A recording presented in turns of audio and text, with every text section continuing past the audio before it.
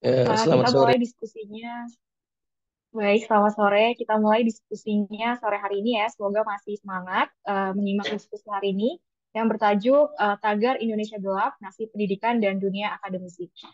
Diskusi ini terwujud berkat kolaborasi dari Pusat Kajian Demokrasi, Konstitusi dan Hak Asasi Manusia atau PANDEKA, FH UGM, dan juga Kaukus Indonesia untuk Kebebasan Akademik atau lebih dikenal dengan KIKA, dan juga Serikat Pekerja Kampus atau yang sering disingkat dengan SPK.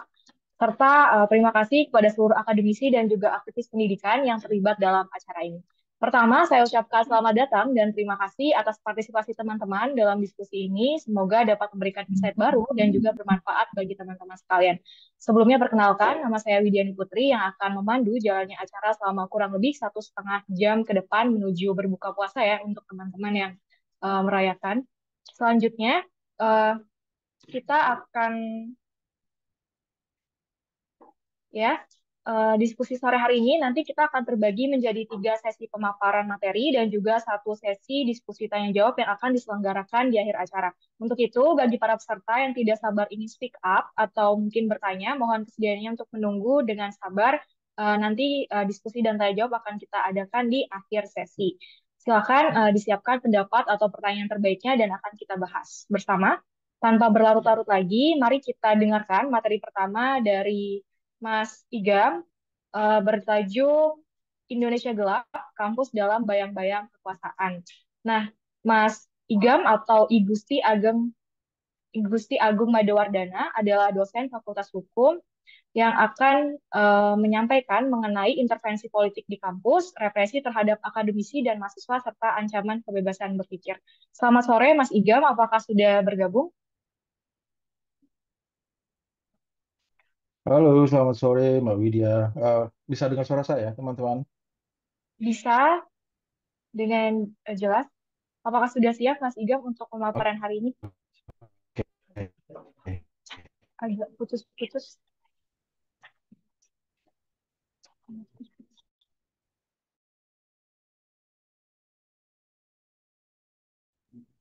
Halo Mas Igam, agak putus-putus, terputus videonya. Tidak putus-putus ya, Iya, karena agak terputus. iya masih terputus.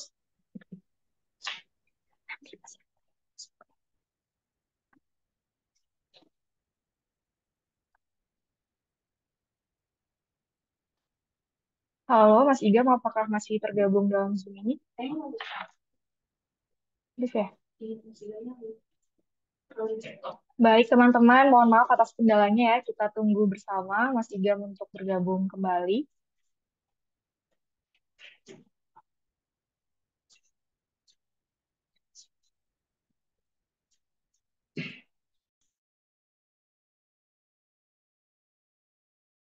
Halo Mbak, halo, Halo,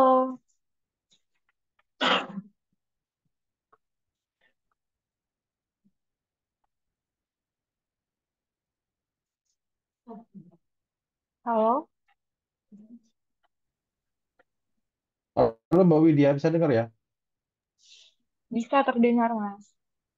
Oke, oke. Ini saya di Jakarta, cuman saya kurang tahu juga kenapa internetnya agak buruk di sini. Oke, selamat sore teman-teman sekalian. Eh, Semoga internetnya mendukung.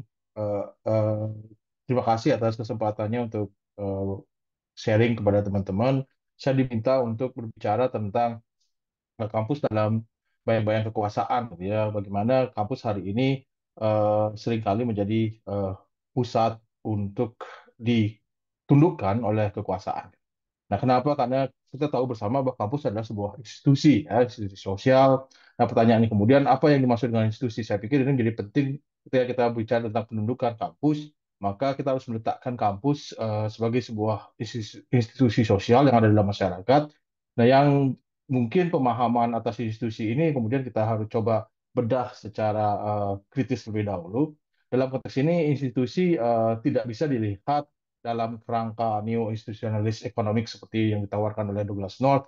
Menurut mereka adalah institusi adalah sebuah produk yang didesain secara sadar untuk menjadi rule of the game. Tapi dalam konteks pemaparan saya hari ini, institusi saya pahami dalam kerangka sosial konflik gitu ya. Dalam teori sosial konflik, institusi itu merupakan sebuah produk pertarungan eh, dari aktor-aktor sosial yang ada dengan berbagai macam kepentingannya, dan sekaligus juga tidak hanya sebagai produk pertarungan sosial, tapi institusi juga merupakan sekaligus arena dari di mana pertarungan tersebut mengambil tempat gitu ya. Nah, kenapa institusi ini dipertarungkan? Karena sebuah institusi dia memiliki kekuasaan untuk mendistribusikan kekuasaan dan sumber daya. Kenapa kemudian orang memperebutkan sebuah institusi? Karena di situ ada pendistribusian atas kekuasaan dan sumber daya. Nah, kampus sebagai sebuah institusi sosial juga merupakan sebuah produk pertarungan sosial dan sekaligus juga arena di mana pertarungan tersebut terjadi gitu ya. Jadi kita tidak bisa melihat institusi bernama kampus itu lepas dari masyarakat, tapi dia adalah sebuah produk pertarungan dan arena di mana pertarungan itu terjadi. Nah, dalam konteks ini, pertanyaannya kemudian adalah mengapa kampus itu dipertarungkan? Apa yang kemudian membuat kampus itu memainkan peran strategis sehingga kemudian dia dipertarungkan dalam konteks sosial ini? Nah, kampus sebagai arena pertarungan karena kampus dan juga misalkan institusi keagamaan ya, ormas keagamaan merupakan aparatus ideologis dari sebuah negara dalam sistem kapitalisme gitu. Karena apa? Karena eh, dia menjadi aparatus ideologis karena dia bisa membentuk sebuah hegemoni atau proses-proses penundukan yang dilakukan melalui persetujuan pasif dari mereka yang ditundukkan. Jadi soal kita ditindas tapi seolah-olah tidak merasa ditindas karena kita seolah-olah berada dalam sebuah sistem yang kemudian kita setujui secara pasif. Itu konteks hegemoni yang kemudian bisa diproduksi oleh kampus gitu. Kenapa kemudian kampus menjadi arena perebutan? Karena aktor-aktor yang terlibat, ya aktor yang bertarung secara sosial ini ingin memperebutkan kampus untuk membentuk hegemoninya masing-masing dan bahkan melakukan counter hegemoni terhadap hegemoni yang dominan gitu. Nah, dalam konteks kampus di Indonesia, siapa yang sebenarnya sedang berebut ya? Siapa yang memperebutkan kampus hari ini? Setidaknya ada tiga kekuatan yang bisa kita identifikasi yang memperlukan kampus hari ini. Yang pertama adalah kekuatan pasar ya dengan agenda neoliberalismenya, kemudian ada kekuatan negara dengan logika kontrol dan logika ekstraktifnya, dan yang ketiga adalah masyarakat dengan agenda-agenda idealistik. Nah, dalam konteks ini ketika saya mengidentifikasi ada kekuatan besar yang memperebutkan kampus Indonesia hari ini, bukan berarti bahwa ketiga kekuatan itu bisa kita pisahkan secara rapi gitu ya. Bukan berarti kemudian mereka juga bersifat eksklusif, karena dalam operasinya bisa saja ketiga kekuatan ini bertarung satu sama lain dan kemudian bisa saja dalam satu titik mereka bisa tumpang tindih atau beraliansi satu sama lain untuk membentuk ide tentang kampus yang sejalan dengan kepentingan mereka gitu ya. Nah, kita akan coba lihat satu persatu. Kekuatan pasar misalkan ya sebagai salah satu kekuatan besar yang mendorong agenda neoliberal atas kampus kita. Kita pahami bahwa kampus kita hari ini eh, dominan wacana yang dikembangkan adalah wacana neoliberalisme gitu. Ada dua wajah kekuatan pasar di kampus kita hari ini. Yang pertama adalah market agenda in higher education atau agenda pasar dalam pendidikan tinggi, dan yang kedua adalah market agenda for education atau agenda pasar untuk pendidikan tinggi. Nah, agenda pasar dalam pendidikan tinggi ini eh, tujuannya adalah untuk mendorong pendidikan tinggi itu menjadi medium untuk mereproduksi ideologi dan ekonomi pasar.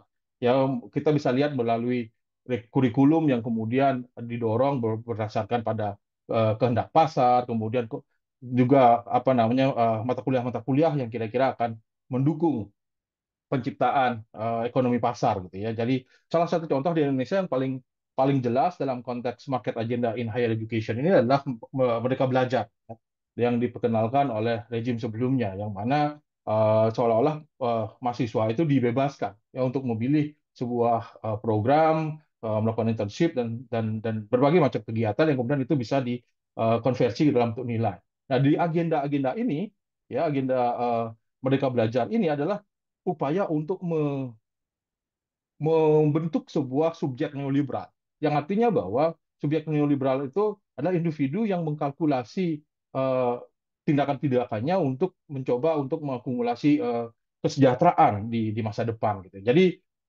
mahasiswa diminta untuk memprediksi, mengkalkulasi apa mata kuliah yang harus mereka pilih dan apa kemudian kegiatan-kegiatan internship yang mereka pilih, karena pilihan-pilihan ini yang kemudian akan menentukan apakah mereka akan sukses atau tidak di masa depan gitu, di dunia kerja gitu. Ketika misalkan mereka tidak sukses di dunia kerja, maka itu harus dianggap sebagai kegagalan individual dari mahasiswa tersebut karena opsinya sudah dibuka lebar-lebar oleh rezim. Silakan Anda pilih Anda mau milih mata kuliah apa, program apa, dan artinya ketika Anda memilih itu, Anda bertanggung jawab atas pilihan Anda. Ketika Anda gagal, maka Anda tidak boleh menyalahkan negara, tidak boleh menyalahkan dimensi struktural karena kekalahan Anda di dunia kerja adalah kekalahan Anda sendiri, kesalahan Anda adalah memilih pilihan yang sudah disediakan secara terbuka. Itu subjek neoliberal bekerja di situ dari proses Merdeka Belajar itu. Yang kedua adalah market agenda for education ini menjadikan pendidikan tinggi itu sebagai komoditas. Ya, kita tahu bagaimana General Agreement on Tariff and Services mendorong bagaimana kampus-kampus itu melihat pendidikan itu sebagai sebuah uh, komoditas dan kampus itu bukan lagi institusi tapi service provider yang kemudian uh, menyediakan pelayanan kepada publik gitu ya.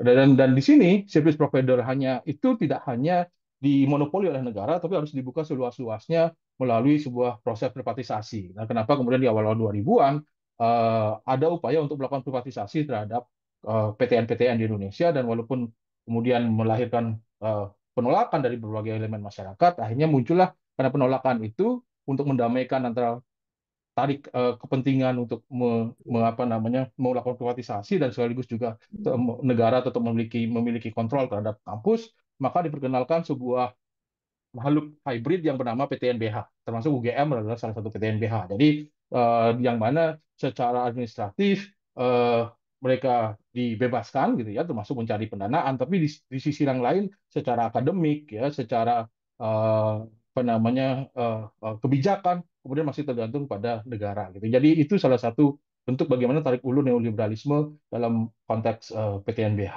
Nah, dalam konteks kekuatan pasar ini, pendidikan tinggi eh, bertujuan untuk memperluas pasar dan menciptakan lapangan pekerjaan. Ya, jadi pendidikan tinggi itu tujuannya adalah untuk melahirkan buruh terampil sebagai skrup dari sistem kapitalisme itu.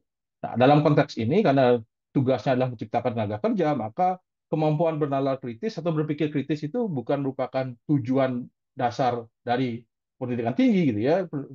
Karena apa? Karena nalar kritis itu tidak dibutuhkan di dunia kerja. Ya, yang dibutuhkan di dunia kerja adalah menciptakan sumber daya manusia yang memang memiliki keterampilan untuk menyelesaikan masalah di bidangnya masing-masing. Jadi tidak perlu nalar kritis. Jadi nalar kritis itu sebagai sebuah bonus yang kemudian tidak dibutuhkan dalam model kekuatan pasar di agenda neoliberal ini. Nah, kekuatan kedua adalah negara. Nah, kita tahu bahwa negara itu logikanya adalah logika kontrol dan logika ekstraksi. Indonesia hari ini, jadi hubungan antara negara dan kampus akan sangat tergantung dari karakteristik negara tersebut. Ya, bagaimana karakteristik negaranya, terus saja hubungan relasi kampus dengan negara ini akan sangat berbeda dari satu tempat dari satu negara dengan negara lain. Misalkan bagaimana hubungan negara dengan kampus di Jerman, misalkan yang menganut welfare state atau di Skandinavia yang menganut welfare state, dan itu akan sangat tergantung dari karakteristik negara. Indonesia dengan karakteristik negara sebagai negara predatoris hari ini, kenapa saya katakan negara predatoris?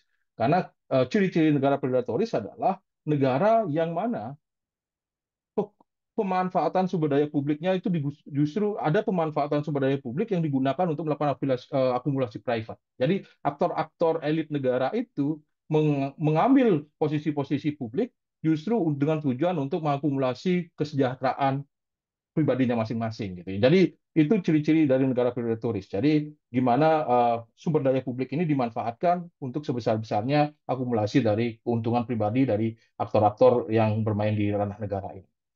Ini yang kemudian membuat negara kita hari ini adalah negara yang dikuasai oleh aktor politiko bisnis yang kepentingannya adalah untuk mempertahankan dan bahkan memperluas kekuasaan dan sumber daya mereka. Negara dan kita ini juga sejalan dengan pandangan bahwa negara dalam sistem kapitalisme itu adalah institusi yang tujuannya adalah memastikan bagaimana corak produksi ekonomi di negara tersebut bisa bekerja secara tanpa gangguan. Kalau Indonesia sebagai negara yang corak produksi ekonominya menggantungkan pada aktivitas-aktivitas ekstraktif industri, maka tujuan negara adalah memastikan bagaimana ekstraktif industri ini berjalan ya tanpa ada gangguan.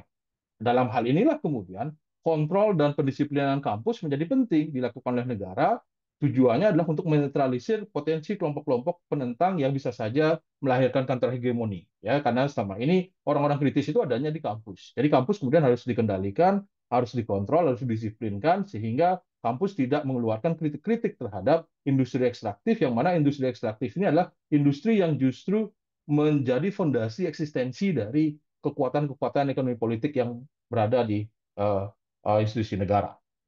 Nah, kekuatan yang ketiga adalah kekuatan masyarakat atau societal forces.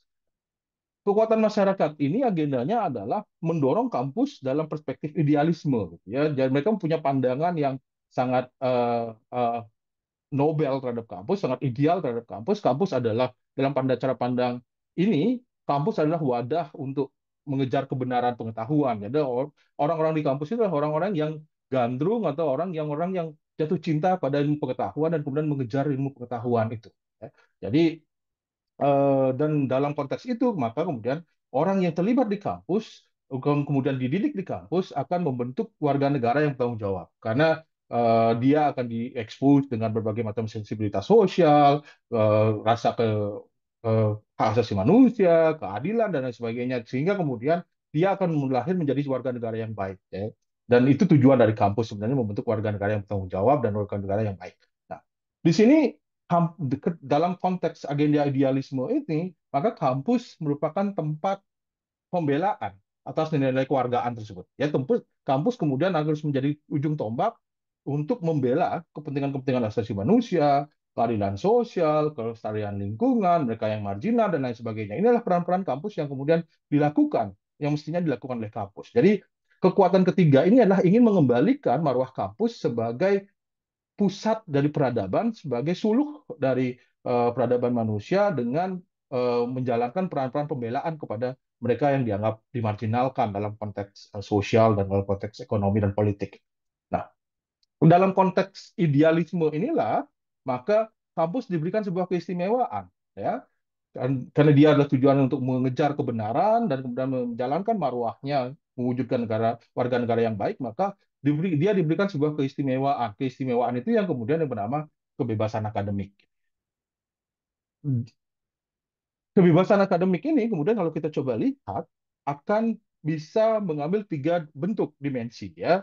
Ada kebebasan akademik, ada tiga dimensi kebebasan akademik ini. Dimensi yang pertama adalah kebebasan institusional, di mana kampus sebagai institusi yang menjadi pelita masyarakat, pelita kehidupan, pelita peradaban, harus dibebaskan dari intervensi negara. Jadi institusi kampus itu harus terbebas dari intervensi negara atau intervensi kepentingan-kepentingan lain yang kemudian bisa merusak marwahnya sebagai suluh peradaban. Di sini, walaupun dia menggantungkan pendanaannya dari negara, negara tidak boleh mengintervensi. Artinya, kalau dalam bahasa apa namanya relasi negara dengan kampus, istilahnya adalah financially supported, scientifically independent. Jadi secara finansial disupport oleh negara, negara memberikan pendanaan kepada kampus untuk bekerja memproduksi warga negara yang baik, tapi secara saintifik negara tidak boleh intervensi, gitu ya. Jadi apa yang dilakukan oleh kampus, negara tidak boleh intervensi. Fungsinya adalah memberikan support sebesar-besarnya kepada kampus ini untuk menjalankan fungsinya dalam konteks masyarakat. Nah, dimensi yang kedua adalah dimensi profesional. Dalam konteks ini, akademisi merupakan kelompok profesional, ya, yang memang mengedikasikan waktunya untuk mencari pengetahuan, memproduksi pengetahuan, menyebarluaskan pengetahuan. Dalam profesi ini kemudian akan sangat dibutuhkan adanya jaminan perlindungan kebebasan untuk menjalankan profesi itu. Jadi, karena seringkali ketika kita memproduksi pengetahuan, bisa saja pengetahuan yang diproduksi itu berbenturan dengan pengetahuan yang dihasilkan oleh lembaga keagamaan misalkan, atau dengan opini publik misalkan. Jadi mereka harus dilindungi ketika mereka memproduksi sebuah kebenaran, sebuah ilmu pengetahuan. Gitu. Nah, yang ketiga adalah kebebasan personal. Ya, jadi dimensi kebebasan akademik yang ketiga adalah kebebasan personal atau individual, di mana individu kerja kampus itu harus hidup dalam sebuah kondisi yang mana dia bisa mendedikasikan waktunya, energinya, intelektualnya untuk mengembangkan pengetahuan, untuk mengejar kebenaran itu. Dalam konteks ini juga, kondisi itu akan membutuhkan kesejahteraan. Jadi kebebasan personal ini juga akan menyangkut sejauh mana para pekerja kampus itu diberikan kesejahteraan sehingga dia mampu tidak lagi memikirkan permasalahan perut ketika dia memproduksi pengetahuan karena semuanya sudah dipastikan gitu ya. Bagaimana dengan kondisi Indonesia hari ini? Nah, kalau kita coba lihat kondisi penyerangan terhadap kampus hari ini, tentu saja aparatus ideologi yang masih perlu untuk ditundukkan oleh negara hal ini adalah kampus. Setelah ormas keagamaan terperangkap dalam wacana eh, pertambangan dan kemudian Ornop juga mengalami krisis pendanaan setelah Donald Trump menghentikan USAID misalkan. Hanya kampus yang masih tersisa hari ini sebagai kantong yang bisa menjadi oposisi bagi rezim. Kenapa kemudian Prabowo kemarin mengundang para rektor untuk diberi briefing, untuk diajak untuk silaturahmi, sekaligus juga untuk memberikan dukungan kepada rejim. Nah, pendudukan atas kampus hari ini mungkin bekerja tidak secara frontal sebagaimana di Orde Baru yang menggunakan alat kekerasan yang telanjang. Bisa saja cara kerjanya hari ini menjadi lebih halus dan lebih subtle.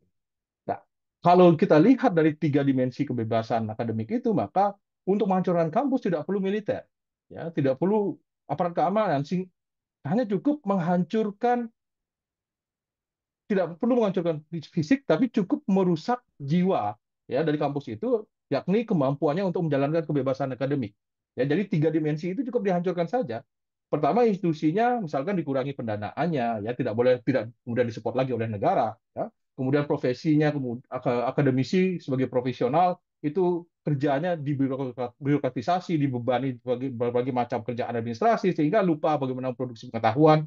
Dan kemudian secara personal pekerja kampus dimiskinkan sehingga mereka kemudian lebih banyak meluangkan waktunya alih-alih untuk membaca tapi kemudian menjadi supir Gojek misalkan atau mencari sumber-sumber penghidupan yang lain. Jadi itu cara penghancuran kampus hari ini ya, secara institusional, profesional maupun personal.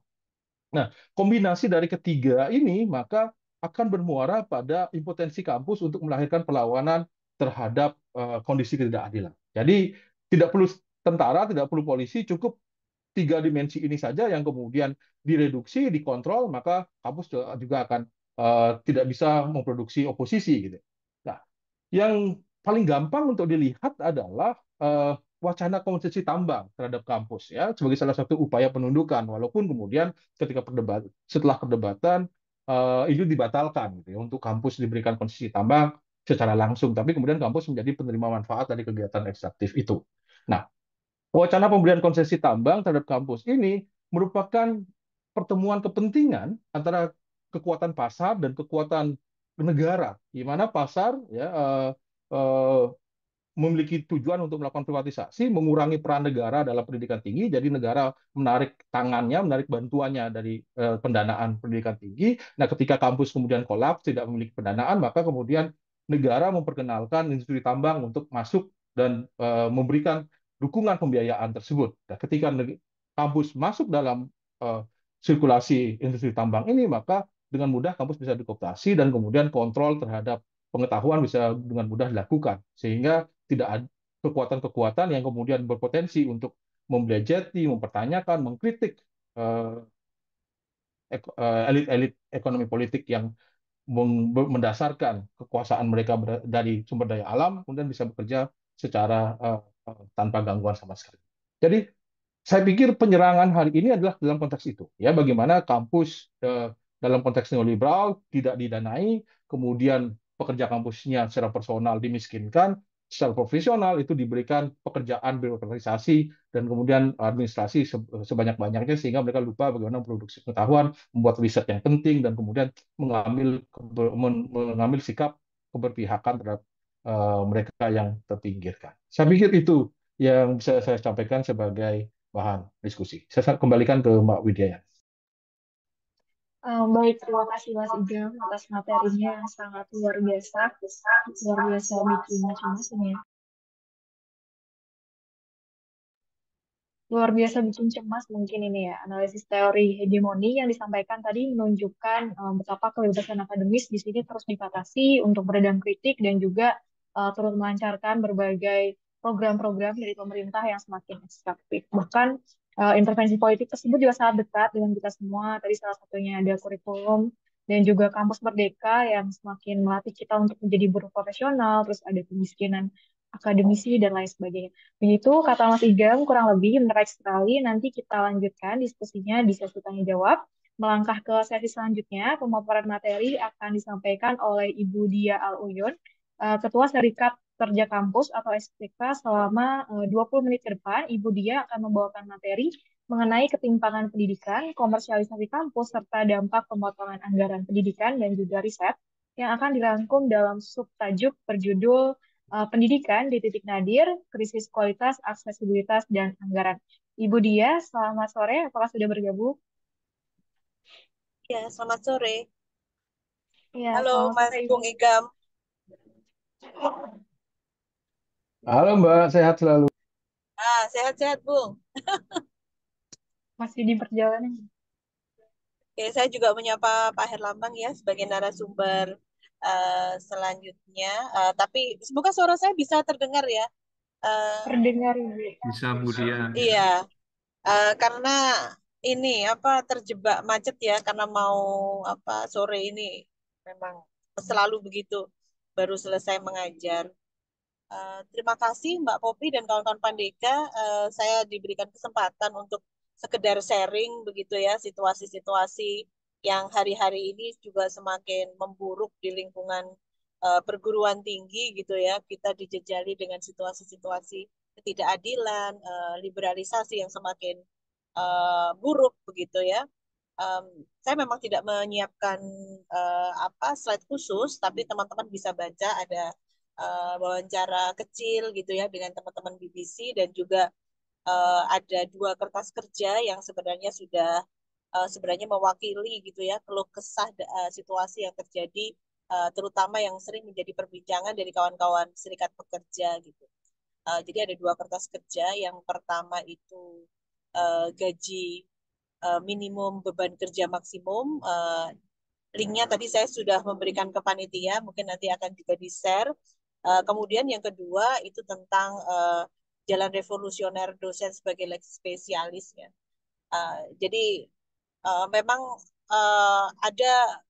ada situasi-situasi begitu ya yang dalam diskusi-diskusi kita teman-teman pekerja begitu ya uh, yang kemudian memunculkan adanya permasalahan utama begitu ya di dalam konteks tata kelola perguruan tinggi termasuk itulah yang kemudian mencetuskan kenapa kemudian serikat pekerja ini terbentuk gitu ya. Serikat pekerja kita alhamdulillah hari ini ada 1.324 anggota gitu ya. Jadi dan uh, apa uh, istilahnya kita mulai berstruktur begitu ya dari pusat maupun ke wilayah dan berharap nanti di unit kerja kami juga berharap nanti mungkin teman-teman ya di UGM juga bisa menjadi pion juga karena akan membentuk serikat unit kerja gitu ya kami menunggu gebrakannya juga.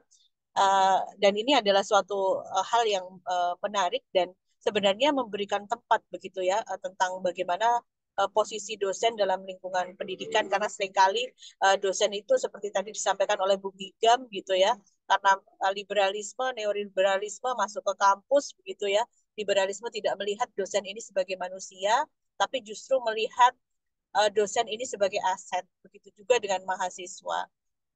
Nah, saya tidak tahu saya harus memulai dari mana gitu karena judul yang diberikan panitia juga cukup panjang di situ gitu ya. Tapi ada beberapa hal yang ingin saya sharekan gitu ya kepada kawan-kawan. Misalnya ketika di kertas kerja yang pertama begitu ya, gaji minimum beban kerja maksimum kami melihat gitu ya tulisan ini sebenarnya digawangi oleh uh, penelitian ini digawangi oleh Mbak Kanti Pertiwi gitu ya dan kawan-kawan Mbak Nabila juga beberapa kawan-kawan yang lain tentang 1.200 dosen yang kemudian 76%-nya ternyata terbukti bahwa mereka punya pekerjaan lain begitu ya selain dosen karena ternyata gaji dosen itu tidak menjanjikan apapun begitu ya.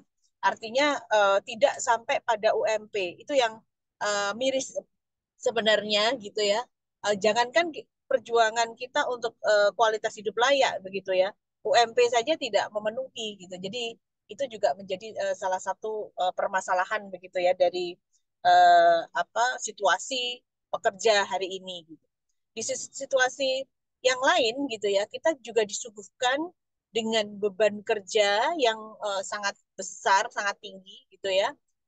Teman dan itu pun tidak dihargai kalau seandainya teman-teman tahu aplikasinya di apa BKD, beban kinerja dosen, itu ada beban lebih, tapi beban lebih itu bisa dihilangkan, bisa dimasukkan gitu. Dan uh, itu tidak korelasi positif dengan keuangan dan sebagainya gitu. Jadi memang ada situasi-situasi di mana kemudian kita diminta untuk kerja optimal begitu ya, tapi tuntutan kerja maksimal gitu ya, tapi kemudian memang tidak ada reward yang setimpal dengan itu gitu.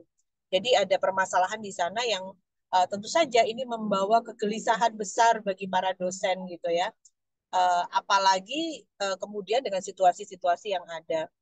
Nah, kemudian kami juga melihat bahwa kekompleksan ini juga terjadi misalnya dalam tata kelola dosen gitu ya. Tata kelola dosen yang mengabaikan sistem meritokrasi yang kemudian akhirnya di dosen ini di dosen ataupun di lingkungan kampus begitu ya. Situasi-situasi tentang effort, tentang kemampuan itu menjadi nomor sekian dibandingkan dengan koneksitas, dibandingkan patron klien, dibandingkan dengan feodalisme, dibandingkan dengan like and dislike gitu. Dan itu membuat iklim iklim akademis tidak terbentuk gitu ya. Gampang untuk melakukan plagiasi gitu ya. Kemudian perjokian, kemudian bagaimana uh, pola ini juga mensasar salah satu kawan misalnya salah satu anggota Serikat Pekerja Kampus gitu ya, Bu Nur yang juga ada di sini juga gitu. Jadi ada cara-cara diskriminatif yang itu diatur secara struktural ya untuk tata kelola ini sehingga kemudian membuat hak yang sebenarnya itu adalah hak individual dosen begitu ya, itu akhirnya tidak bisa terakses gitu.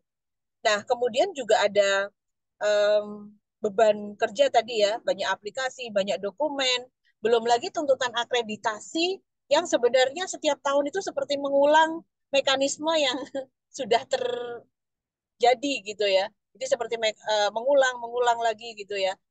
Dan mekanisme itu terlalu banyak menyedot energi dari para dosen gitu ya.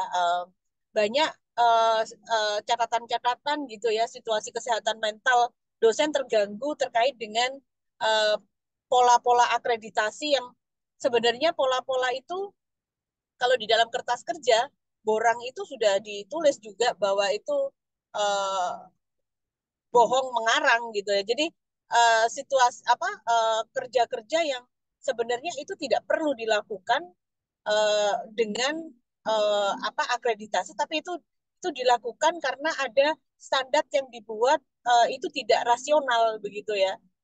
Jadi dosen ini kan dianggap punya seorang seorang apa ataupun pekerja kampus itu dianggap dewa begitu ya sehingga bisa melakukan semua hal tuntutannya tinggi gitu ya tapi kemudian tadi tanpa memperhitungkan hak-hak yang kemudian dimiliki oleh dosen itu sendiri.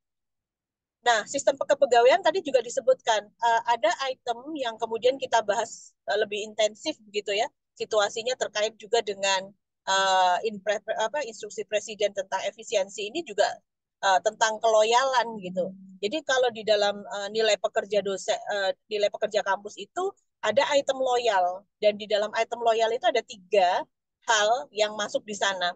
Yang pertama itu adalah loyal terhadap negara gitu ya.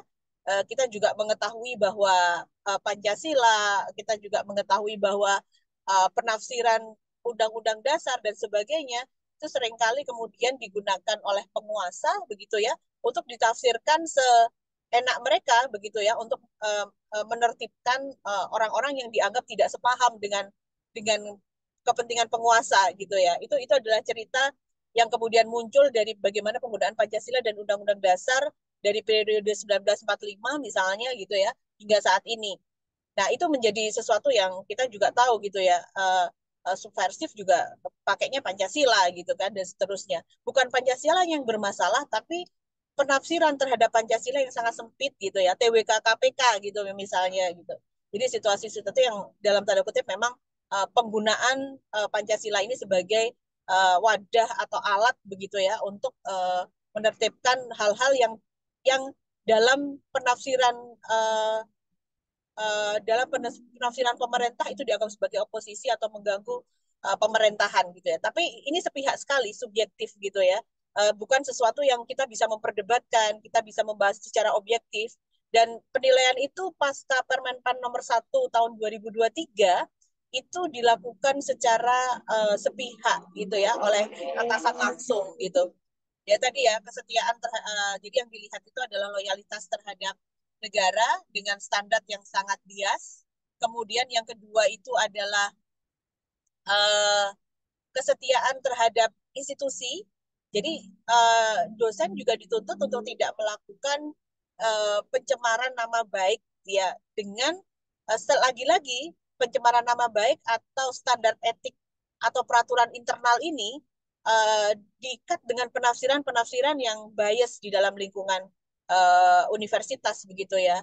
Uh, Sangat jauh dari kebebasan akademik yang seharusnya diutamakan gitu. Jadi ada analisis-analisis gitu ya yang kemudian mengarahkan bahwa yang namanya uh, yang namanya loyalitas kepada institusi itu ya harus mengikuti apapun yang dimaui institusi. Seandainya institusi memerintahkan dosen ataupun pekerja kampus untuk menambang atau misalnya membuat proposal tentang pertambangan di satu wilayah, mereka harus mau. Karena kalau mereka tidak, kondisi mereka jelek gitu ya. Jadi memang dipaksa untuk melakukan tindakan-tindakan semacam itu secara institusional gitu ya.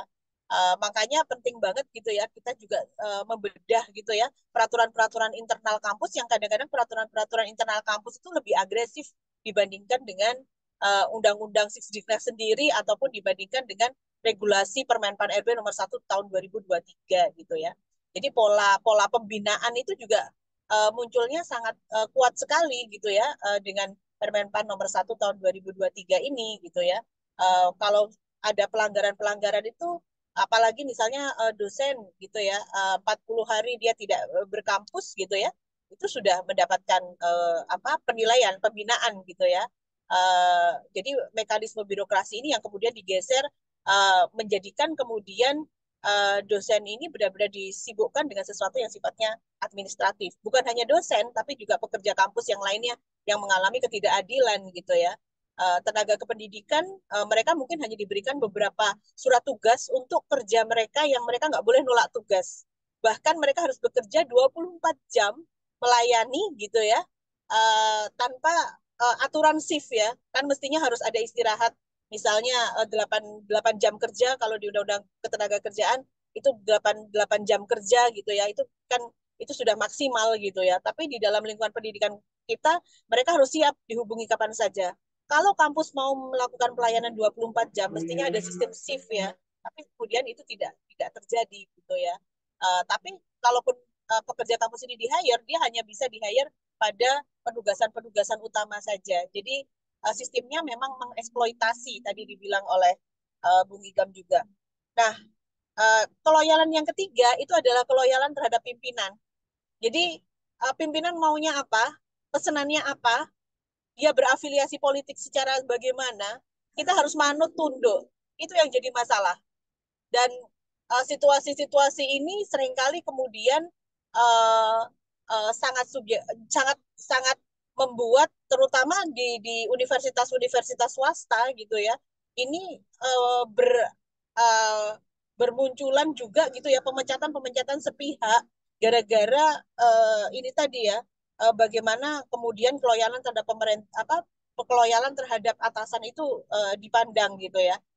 Kalau di dalam universitas negeri loyalitas ini juga kemudian sangat sangat tergantung siapa yang memimpin begitu ya pada akhirnya.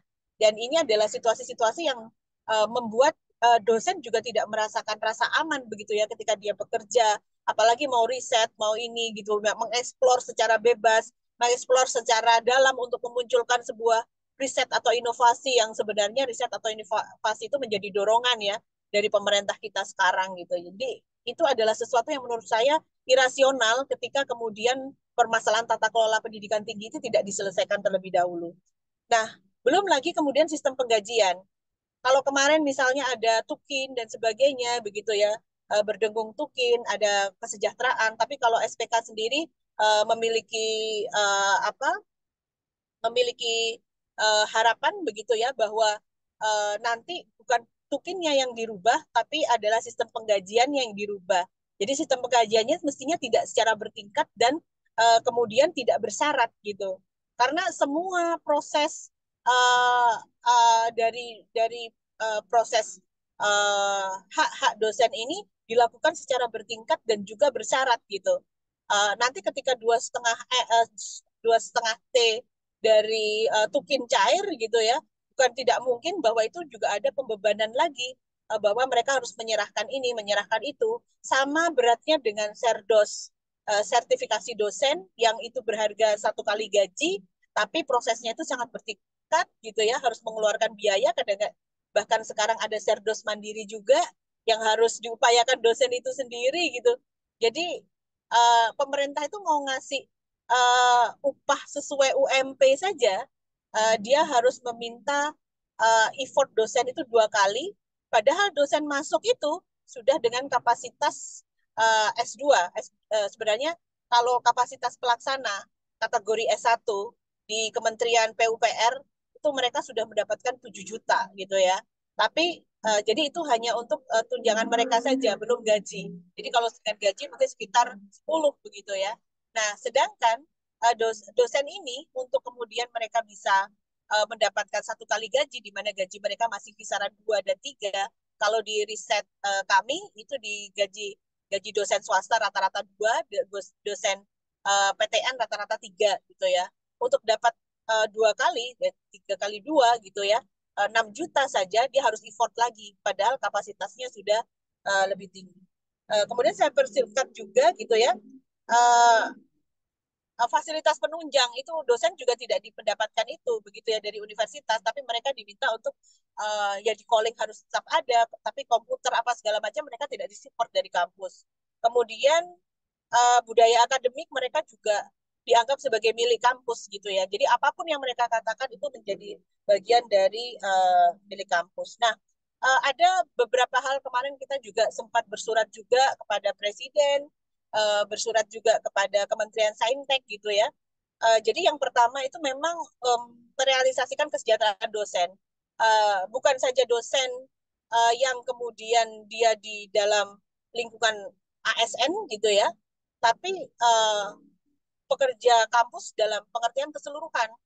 Uh, jadi kalau itu dosen swasta itu kita arahkan untuk mengikuti UMP seperti Permen 44 tahun 2024 yang ditangguhkan gitu kan. Yang itu menurut kami penting sekali untuk kemudian diberlakukan kembali. Kemudian yang kedua itu juga uh,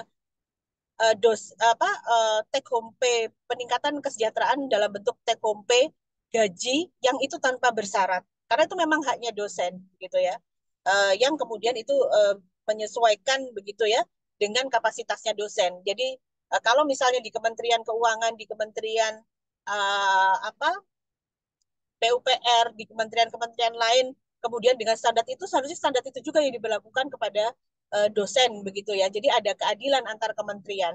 Jangan kementerian lain kemudian di-up gitu ya dananya, sedangkan Kementerian Saintek semakin dikurangin gitu ya dananya. Kemudian kami juga menuntut untuk menghapuskan BKD gitu ya.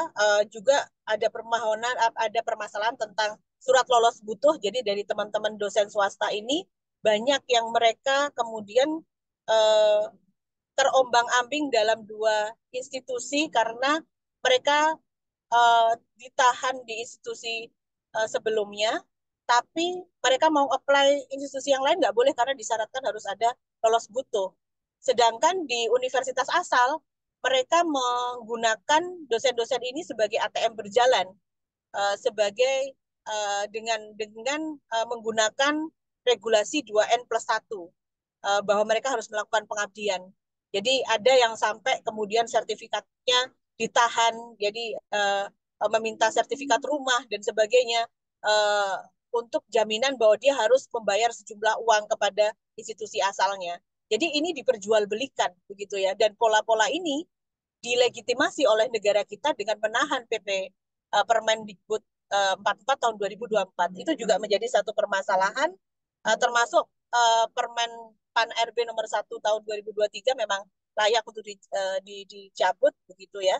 Dan tentu saja perlu dosen ini memang harus ada kebebasan berserikat dan juga ini tadi sedikit tentang efisiensi, kabar dari kemarin yang kemudian juga sempat berkomunikasi juga dengan beberapa kawan-kawan gitu ya.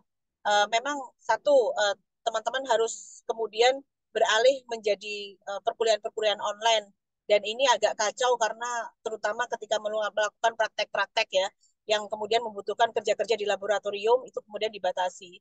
Ini tidak diperbolehkan.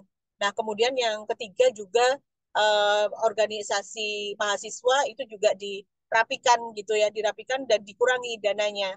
Jadi tidak ada komunikasi, tidak ada apa, tidak ada pertor tentang pengurangan efisiensi, tapi kemudian dana-dana yang dipotong adalah dana-dana untuk kegiatan mahasiswa. Itu juga terjadi di beberapa kampus juga, tadi ya pengurangan fasilitas di kampus begitu ya. Juga termasuk ya ada ini juga ya pemangkasan anggaran begitu ya di internal kampus yang itu terjadi tidak terkontrol dengan adanya efisiensi ini karena kebijakannya subjektif per kampus berbeda-beda. Itu yang juga menunjukkan adanya carut-marutnya pendidikan kita. Mungkin itu saja, dan semoga bisa menambah pemahaman kawan-kawan juga tentang situasi pekerja kampus hari ini. Baik, terima kasih Bu Dia atas insight-nya. Jadi terungkap ya teman-teman di sini bagaimana realitas kemiskinan akademisi, di mana beban kerjanya sangat luar biasa, tapi gaji UMP saja tidak sampai, begitu yang disampaikan Bu Dia. Hasil dosen di sini juga kesulitan untuk memenuhi biaya hidup hanya dengan gaji tersebut, dan berbagai kebijakan nasional maupun di dalam kampus juga semakin tidak mensejahterakan akademisi. Tiba di sesi pemaparan terakhir, kita akan membahas mengenai masa depan akademisi, perlawanan, dan juga strategi kebebasan yang akan disampaikan oleh Pak Herlambang, seorang dosen Fakultas Hukum Universitas Gadjah Mada dan juga bagian dari IKA, yang akan membahas mengenai hak dan advokasi kebebasan akademik serta transparansi anggaran pendidikan. Untuk Mas Herlambang, selamat sore. Selamat sore. Ya, Iya, langsung ya. iya, boleh silakan Mas. Baik, terima kasih ya teman-teman. Bismillahirrahmanirrahim. Selamat sore. Assalamualaikum warahmatullahi wabarakatuh. Kebetulan di ruangan ini ada mahasiswa banyak, jadi agak berimbang ya diskusinya, juga kaitannya dengan problem yang dihadapi mahasiswa. Nah, kebetulan apa kawan-kawan meminta saya bicara soal sejauh mana relevansi pergerakan ya untuk kebebasan akademik, dan itu memang satu hal yang harus dipikirkan juga kaitannya dengan konteks politik hari ini ya, karena konteks politik hari ini kan situasinya tidak apa namanya boleh terbilang tidak baik-baik saja ya. Jadi tentu harapannya adalah kawan-kawan juga sadar bahwa situasi ini harus perlu disiapkan agar tidak terlalu jauh menjadi lebih buruk situasinya. Baik, eh, mungkin ingat ini ya, kemarin rektor sudah mengumpulkan, maaf, Prabowo sudah mengumpulkan rektor-rektor ya. Ya, kan kalian supaya sedikit bangun. Biasanya ngumpulin mahasiswa. Jadi tentu ini adalah fenomena yang harus dibaca secara kritis. Pertama, undangannya dadakan. Kedua, agendanya juga tidak diketahui apa sebenarnya yang dimaui. Kecuali memang Prabowo kerap mengumpulkan memang pemimpin apa namanya, misalnya kepala daerah gitu ya, dikumpulin jadi satu, atau menterinya juga dikumpulin retreat ya. Mudah-mudahan sebentar lagi bukan pimpinan-pimpinan mahasiswa yang dikumpulin. Ya, saya jadi lebih khawatir lagi. Tapi ya dikumpulin sama polisi mau saja. Ini aneh juga, teman-teman, ketika di apa namanya, di bulan suci Ramadan tiba-tiba dikumpulin sama polisi untuk apa namanya, bakti sosial lah, atau upaya untuk apa, mendekatkan kira-kira gitulah dengan polisian. Nah, itu saya kira eh, harus kritis ya atas situasi itu, karena situasi ini terus-menerus diciptakan, konflik diupayakan dalam rangka memecah belah konsentrasi bahwa ada problem yang sangat mendasar di Republik ini yang barangkali dari waktu ke waktu kita disajikan dengan fenomena politik anti sains. Itu sebenarnya yang harus difikirkan. Eh, itu sebabnya ketika kemarin saya dimintai pendapat, ya saya khawatir perjumpaan kemarin di Jakarta itu adalah bagian dari upaya melemahkan demokrasi, lebih-lebih justru punya dampak terhadap persoalan yang sifatnya anti sains. Nah, satu hal yang nggak boleh lupa bagi teman-teman ya, bagaimana relasi posisi kampus dengan negara, khususnya pemerintah, adalah peristiwa yang sangat primitif terjadi di Republik ini ketika praktek minjam mulut rektor ya untuk mengapresiasi kerja Jokowi. Saya kira itu cukup sekali aja terjadi, nggak boleh lagi ada ya, karena itu mempermalukan marwah akademik, marwah dari kampus itu sendiri. Karena itu jelas melalui upaya yang apa, mengesankan ya di organisasi untuk mendukung kaitannya dengan konteks politik Pilpres 2024 kemarin. Nah, tentu ini sangat apa namanya, menjadi penanda, sangat penting menjadi penanda bahwa kita jadi tahu bagaimana negara itu memperlakukan dunia kampus. Ternyata seperti itu levelnya. Eh, dan sebagaimana tadi disampaikan, seharusnya kan kampus garda terdepan untuk membincang tentang eh, apa namanya, kebijakan-kebijakan atau menjadi kritis terhadap realitas yang ada. Nah, memang tidak mengejutkan fenomena ini bisa dibaca karena dua hal paling tidak. Kampus itu sebenarnya sedang terus-menerus dirusak akibat melekatnya budaya feodalisme, warisan yang sebenarnya cukup turun-temurun di masa rezim otoritarianisme eh, militer Soeharto. Dan kemudian kampus secara tidak langsung bertahap melakukan akumulasi modal sehingga meresap dalam sistem atau kebijakan liberalisasi kampus atau liberalisasi universitas. Ini yang terjadi atau tadi juga disinggung oleh Bli Iga. Nah, sementara di sisi lain menguatnya otoritarianisme ini juga memperburuk perlindungan kebebasan akademik dan kebebasan produksi pengetahuan ilmiah. Eh, Banyak contohnya produksi pengetahuan ilmiah itu direpresi. Contohnya misalnya ketika ada kebijakan meleburkan BRIN, jadi BRIN ya, meleburkan Eijkman, LIPI dan seterusnya, yang kemudian cara-caranya juga sangat anti sains, represif ya, bahkan tidak sedikit mereka sebenarnya mencoba kritis tetapi justru mendapat sanksi, dan itu berulang-ulang terjadi hingga hari ini sejak 2021 ya. Nah, kebijakan anti sains ini dapat dilihat dari serangan-serangan yang terus-menerus. Eh, Tadi saya bercerita tentang bagaimana peleburan itu sendiri, tapi juga di sisi lain, pembungkaman kritik itu terus-menerus terjadi, mendisiplinkan akademisi serta mahasiswa itu sendiri. Nah, ini Anda bisa simak juga satu catatan tulisan eh, apa, marginalized academics di tengah Jokowi yang semakin mengembangkan politik otoriter. Nah, ada tiga hal yang mau saya bilang dan perlu disimak dan perlu hati-hati karena ini kalau terus-menerus berjalan maka eh, seperti hashtagnya itu Indonesia gelap ya. Eh, Satu, ada represi melalui kebijakan hukum yang terus-menerus diupayakan, dilakukan. Kebijakan hukum ini mulai yang apa namanya dikeluarkan oleh kebijakan khusus kementerian, tapi juga dikeluarkan oleh mereka yang punya otoritas di kampus. Di sisi lain juga kita tahu bahwa kebijakan-kebijakan yang sifatnya nasional itu sedikit banyak akan mempengaruhi dalam tempo dekat lagi. Misalnya, kalau teman-teman tidak mengawal RUU Kitab Undang-Undang Hukum Acara Pidana, itu akan bisa membungkam ekspresi kritis. Begitu juga apa yang sudah terjadi dengan pengesahan KUHP yang akan berlaku mulai tahun depan. Kritik terhadap institusi bisa berbuah pidana. Begitu juga sekarang menguatnya gelombang militer masuk ke sipil. Dengan adanya RUU TNI, kita patut khawatir kekuatan ini bekerja.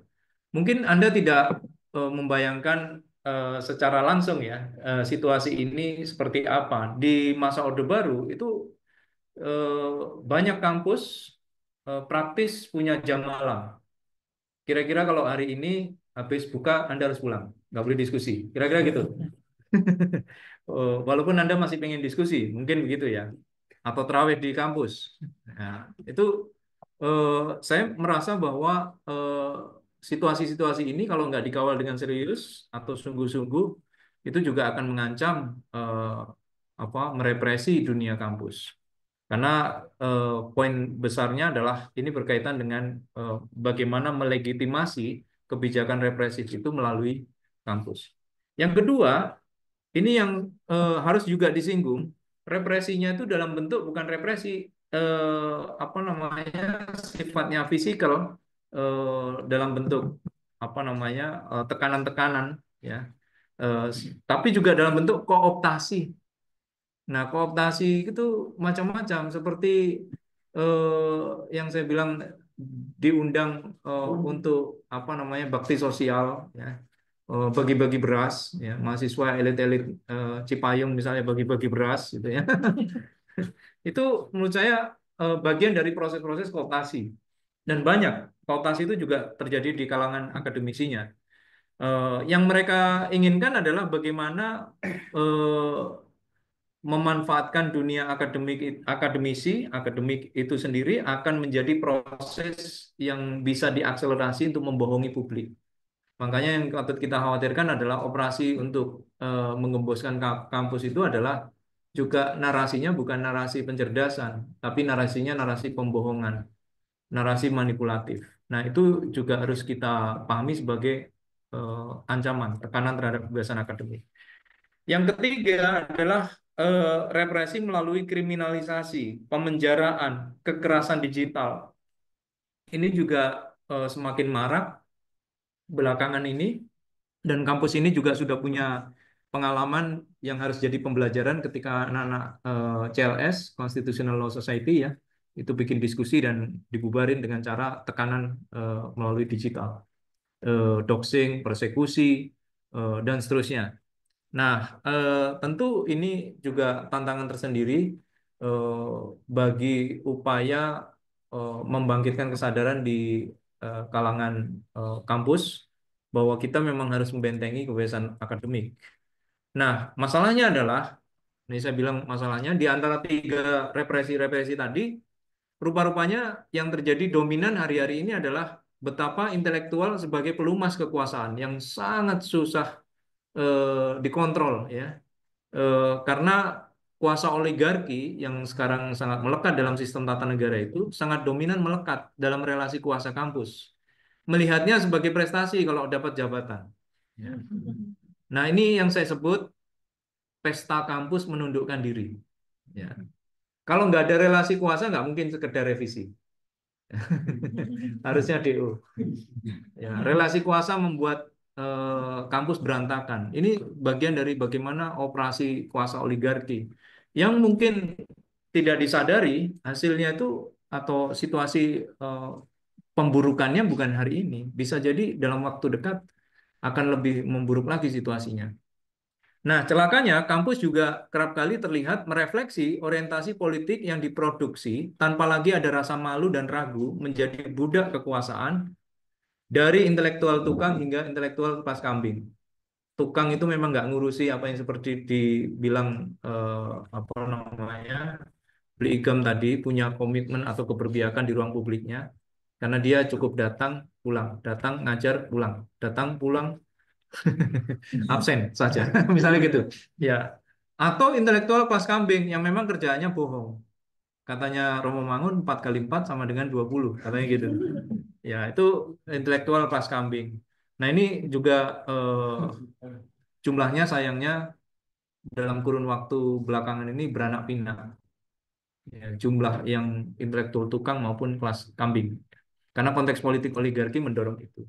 Nah, teman-teman harus sadari bahwa eh, kita punya undang-undang pendidikan tinggi bicara sebenarnya soal kebebasan akademik, tetapi perbincangan kebebasan akademik di situ sangat terbatas ya. Kenapa? Karena tidak begitu jelas menata bagaimana upaya membentengi kebebasan akademik yang dalam arti yang sesungguhnya dalam mendorong upaya misalnya exercising critical thinking, bagaimana menguji pemikiran-pemikiran kritis itu bisa terjadi di dunia kampus. Nah, pada saat teman-teman akademisi atau mahasiswa terus-menerus mendapatkan represi, ya, dulu di Surabaya tahun 2017, persisnya di kampus Universitas Erlangga, ya, diselenggarakan perjumpaan mereka yang menjadi korban-korban, mereka yang ahli, mereka yang meneliti tentang kebebasan akademik dan merumuskan prinsip-prinsip Surabaya untuk kebebasan akademik. Prinsip-prinsip ini kemudian diadopsi oleh jaringan hak asasi manusia di kawasan Asia Tenggara oleh kampus-kampus, dan kemudian di tahun 2021 diadopsi secara formal di dalam standar norma dan pengaturan kebebasan ekspresi dan berpendapat nomor 5 tahun 2021. Jadi prinsip-prinsip ini adalah prinsip-prinsip yang menguatkan posisi kebebasan akademik.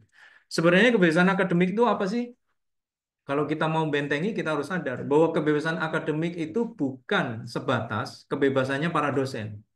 Bukan sebatas kebebasannya mereka yang memegang mimbar akademik, biasanya profesor atau doktor, enggak. Tetapi menurut eh, General Comment atau komentar umum nomor 13 ini, khususnya paragraf 38, itu adalah kebebasannya milik dosen, mahasiswa, bahkan mereka pegawai administratifnya. Ya. Ketika mereka mencoba mempertahankan entitas dunia kampusnya. Jadi mahasiswa itu juga punya hak atas kebebasan akademik. Ya, di paragraf 38. Paragraf 39 dia menyatakan dia bisa individu, bisa kolektif, termasuk kebebasan individual untuk mengekspresikan pendapatnya, institusinya, ketika mereka mengkritisi institusinya, ketika mereka mengkritisi ada praktek culas, itu adalah bagian dari kebebasan akademik. Ketika anak-anak Semarang, UNES, memprotes UKT, itu adalah bagian dari kebebasan akademik. Ya. Orang memisahkan UKT kok kebebasan akademik, itu kebebasan akademik. Kenapa? Karena exercising critical thinking, expressing their opinions, ya jelas itu. Nah, sehingga itu harus diproteksi oleh negara dan kampus. Yang berikutnya memang kebebasan akademik membutuhkan otonomi institusi pendidikan tinggi. Ini yang menjadi pegangan kalau teman-teman ingin mengupayakan advokasinya. Nah, sekarang pertanyaannya adalah sejauh mana relevansi hari ini memperbincangkan atau memperjuangkan kebebasan akademik. Tentu dengan konteks yang tadi itu, rasanya tidak boleh lagi tertinggal di dalam dunia aktivisme. Anda harus berjuang sebagai bagian integral dari gerakan sosial. Kebebasan akademik sebagai gerakan sosial. Gerakan yang harus juga melekat di ruang publiknya. Tidak hanya mahasiswa, tidak hanya dosen, tetapi di ruang publiknya, termasuk masyarakat pun juga harus memperjuangkan kebebasan akademik. Oleh sebab itu, paling tidak ada 5 catatan saya bagaimana terus menerus diupayakan seharusnya. Pertama, menguatkan gerakan itu sendiri, baik melalui konsolidasi politik, penguatan serikat pekerja kampus, ataupun meningkatkan kesadaran jaminan kebebasan akademik. Yang kedua, kita harus mendorong terus pencerdasan kewargaan, menghubungkannya sebagai kerja kolektif kampus dengan komunitas sosialnya. Makanya ada gagasan kuliah bersama rakyat. Atau ada gagasan bagaimana pusat-pusat kajian mendekatkan pada kasus-kasus yang aktual di luar tembok kampus.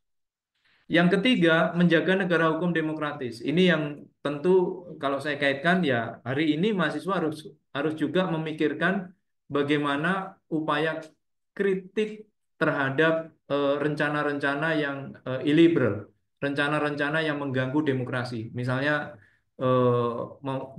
memberikan jalan militerisme ke dalam posisi-posisi sipil. Itu saya kira tidak tepat dan harus dikawal. Melawan impunitas, mendorong adanya amikus dan seterusnya. Yang keempat, menumbuhkan kesadaran dan keberanian untuk melawan tanpa kekerasan dan membangkitkan kesadaran untuk upaya membangkang kalau memang ada kesewenang-wenangan.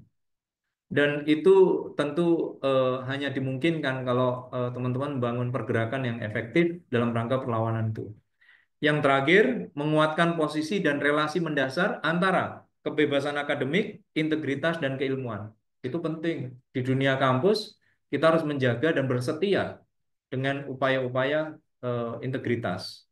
Ya, jadi kalau misalnya fenomena guru besar abal-abal, ya itu hal yang akan terus-menerus terjadi dan mahasiswa harusnya ikut bersuara, memprotes. Misalnya guru besar abal-abal masuk, ya Anda keluarlah. Ya. Kan Anda tidak pernah melakukan upaya nir integritas ya. Kalau ada dosennya pelaku KS, Anda keluarlah. Ya. Kalau dosennya jadi wamen gimana, Mas? Nah, Anda pikir kira-kira baik nggak posisi yang sedang dia pegang, dia ampuh, apakah itu mendorong perubahan nggak? Nah, makanya eh, kalau misalnya ada fenomena nih di dunia kampus, Pak, eh, mahasiswa sering dieksploitasi dosen untuk menghasilkan kum. Kenapa nggak anak-anak mahasiswa membuat misalnya task force khusus pengaduan mahasiswa yang dieksploitasi dosen-dosennya? Nah, kenapa? Itu bagian dari perlawanan supaya kampus lebih tangguh menjaga integritasnya, gitu. Nah, saya kira hal inilah yang kita apa namanya berupaya ya sama-sama, karena ini bukan bukan hanya tanggung jawabnya dosen, tapi tanggung jawab kita semua sebagai sivitas akademik. Mudah-mudahan manfaat. Makasih. Terima kasih Mas Herlambang atas pemaparannya, luar biasa sekali. Mari kita upayakan semua ya teman-teman, kebebasan akademik sebagai gerakan sosial. Nah, sesi selanjutnya adalah tanya jawab. Mungkin waktunya masih cukup banyak. Saya buka termin pertama untuk 3 orang penanya. Silakan teman-teman bisa raise hand atau kalau misalkan ada kendala bisa juga ditanyakan melalui kolom chat ya. Yang pertama ada Adam Albari. Silakan. Bisa disebutkan namanya, lalu pertanyaannya ditujukan untuk siapa, seperti itu. Halo, Halo? apa suara saya terdengar? Iya, halo. Ya, Terdengar? nama saya nama saya Damal Bari dari Sarjana Terapan Pengelolaan Hutan. Saya mau bertanya ke Pak Selambang. Untuk tadi yang disampaikan kan ada eh, mungkin upaya mahasiswa untuk kritis jika ada sesuatu-sesuatu yang menyimpang, entah itu dari lingkungan kampus sendiri atau dari pemerintahan. Sedangkan yang sering kali mungkin dialami sama teman-teman ketika kritis itu, dia punya resiko untuk eh, dikasuskan atau dikriminalisasi oleh pemerintahannya bisa atau oleh oknum-oknum di kampusnya juga bisa karena mungkin pemanggilan-pemanggilannya cenderung tersembunyi Bu. Jadi nggak diketahui banyak orang dan mungkin lebih bisa dibela ketika hal tersebut viral terlebih dahulu. Jadi sebetulnya ada jaminan atau tidak dari kampus, terutama UGM untuk eh, pasang badan jika ada mahasiswanya yang kritis terhadap sesuatu dan itu benar. Dan juga eh, sebetulnya dari dulu isu yang masih berkembang, masih lempar-lemparan jawabannya itu ketika ada isu Jokowi itu sekolah kuliah di UGM atau tidak. Ada yang lempar, ya. Ada yang lempar, tidak. Nah, UGM itu ambil sikap apa? Membenarkan hal tersebut atau tidak. Dan ketika ada terjadi hal-hal seperti kemarin, eh, pergerakan politiknya Jokowi yang tidak bisa kita tebak, ada sikap terkhusus nggak dari UGM untuk, oh saya melawan? Karena kalau ada sikap terkhusus dari UGM untuk melawan, kemungkinan besar ya mahasiswanya juga pasti akan ikut melawan. Hari ini saya ngelihat agak ketakutan mungkin juga karena mahasiswa harus memikirkan resikonya ketika dia ingin kritis gitu. Seperti itu Pak Elman, terima kasih. Baik, terima kasih Mas Adam. Kami tampung terlebih dahulu ya. Untuk berikutnya ada Mas Izar Mutakin. Silahkan. Oke, apakah suara saya terdengar? Terdengar. Oke, Assalamualaikum warahmatullahi wabarakatuh. Perkenalkan, saya Izan Mutakin, mahasiswa dari Komunikasi dan Penyiaran Islam eh, UIN Antasari Banjarmasin, Kalimantan Selatan. Eh, Pembahasan hari ini sangat menarik karena saya juga beberapa kali mengikuti webinar dari Pandeka dan selalu menginspirasi. Jadi seperti ini Bapak Ibu dan pemateri narasumber yang terhormat, kita lihat hari ini seakan-akan kita mengkritisi mahasiswa, kita mengkritisi dosen, tapi jumlah kita di sini mungkin atau orang yang kita sebut dengan kritis itu tidak lebih banyak daripada mahasiswa-mahasiswa atau dosen-dosen yang tidak kritis. Menurut saya seperti itu. Kenapa? Karena saya pun menemui secara langsung bagaimana mungkin Bapak Ibu yang dosen juga mengetahui terkadang jumlah mahasiswa yang kritis dalam kelas itu lebih sedikit daripada yang tidak kritis dan bahkan mereka agak dikucilkan karena kekritisannya, entah alasannya karena nilai atau apapun itu yang kita tidak perlu melihat itu karena itu niat di belakangnya, tapi yang pasti niat dia kritis terkadang malah menjadi semacam bumerang bagi kawan-kawannya ketika presentasi. Padahal kita siapa yang kita harapkan lagi untuk kritis, untuk bersuara? Dan kita juga terkadang sebagai mahasiswa yang kritis bertumpu pada dosen-dosen yang kita harapkan bisa melindungi hak-hak kebebasan kita dalam menyuarakan, dalam mengkritisi dosen, dalam mengkritisi birokrat kampus. Tapi terkadang dosen-dosen itu pun tidak cukup berani untuk melindungi kita dari entah ada sanksi yang bisa diberikan oleh para birokrat. Nah, dalam hal ini bagi saya pribadi terkadang kerjasama dari mahasiswa kritis dan dosen yang kita juga anggap kritis karena bagi saya sendiri tidak semua dosen kritis. Padahal saya juga berslogan bahwa dosen atau guru yang berhenti belajar itu sebenarnya sudah tidak berhak mengajar karena pengetahuan terus berkembang. Sedangkan hari ini terkadang masih ada menemui beberapa dosen yang PPT-nya masih sudah berapa tahun yang lalu seperti itu. Ini sungguh tidak layak dalam dunia kampus apalagi karena pikiran kan harus berkembang juga terkadang di dalam dunia kampus lebih banyak edukasi dari edukare daripada edukere seperti kalau Prof Bagus Mulyadi bilang lebih banyak penyampaian hanya seperti ini seperti tidak tapi tidak membuka ruang diskusi. Nah, dalam hal permasalahan ini apa yang bisa para narasumber atau kita bisa lakukan ke depannya untuk benar-benar kampus ini bisa menciptakan nalar kritis. Sedangkan dalam kekhawatiran yang ada ini, bahwa ormas sudah tergoda dengan tambang, entah alasannya apapun itu, juga kampus kemudian ditawari hal-hal seperti itu, lalu dari mana lagi akan rahim-rahim kritis, rahim-rahim yang menimbulkan meritokrasi, bahwa hal-hal yang menjadi sumber pengetahuan dan harapan masyarakat bisa timbul bahwa ada orang-orang yang kita percayai, bahwa ada bapak seperti bapak ibu dalam hal ini lebih banyak untuk membuat Indonesia tidak lagi gelap. Mungkin seperti itu. Terima kasih. Baik, terima kasih Mas Izar. Selanjutnya mungkin ada teman-teman lagi yang mau bertanya lagi, raise hand. Kalau belum ada, kita langsung ke sesi tanggapan ya. Pertama tadi dari Mas Adam Albari untuk Pak Herlambang, mungkin dapat dijawab terlebih dahulu terkait upaya mahasiswa untuk kritis, sementara terdapat berbagai tekanan dan juga relasi kuasa yang timpang. Bagaimana sih perlindungan terhadap kritik mahasiswa tersebut dan mungkin bagaimana sikap UGM pada khususnya, seperti itu. Ya, nanti bisa dibantu Ligam ya. Iya, dari UGM juga kebetulan. Kebetulan satu tim ini. Biasanya kalau ada apa-apa WhatsAppan, sama-sama WhatsAppan. Jadi sebenarnya dua penanya atau yang memberi tanggapan dari kawan-kawan mahasiswa ini juga beririsan ya concernnya soal bagaimana mau bisa kritis sementara pembelaannya juga terbatas ya. Bukankah itu berisiko di dalam dunia aktivis ya. Dan tentu akan ada konsekuensi-konsekuensi yang bisa jadi mematikan studi kita ya karena bisa di-skorsing atau bahkan diberhentikan.